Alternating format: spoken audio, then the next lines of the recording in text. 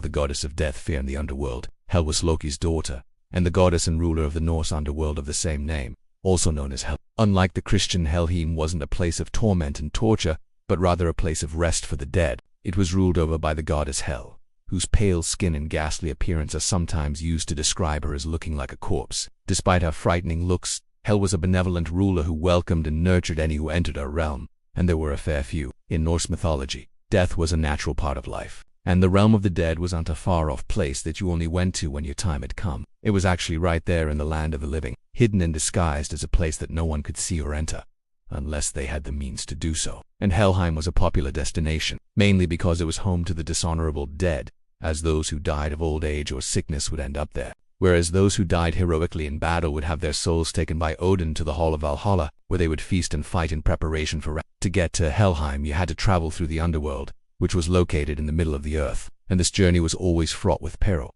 as one had to pass through many dangerous realms on the way. For example, there was the land of the dead, which was guarded by the fearsome wolf Garma, whose mere presence could cause a person to lose all hope and will to live. Then there was the river Styx, which was guarded by the one-eyed giant Alvi. And finally, there was the Hall of the Dead, which was guarded by the god Hamd. However, if you managed to get past all these guardians, you would then be met with Hel, the goddess of death, who would either welcome you into her realm or send you back to the land of the living. If she allowed you to enter Helheim, you would spend your afterlife there in peace and tranquility, which was exactly what happened to Balder when he died. In fact, the whole story of Balder's death and resurrection is one of the main stories that we have about Hel and the underworld. And if you want to know more about that story, then stay tuned for next week's video. Thanks for watching.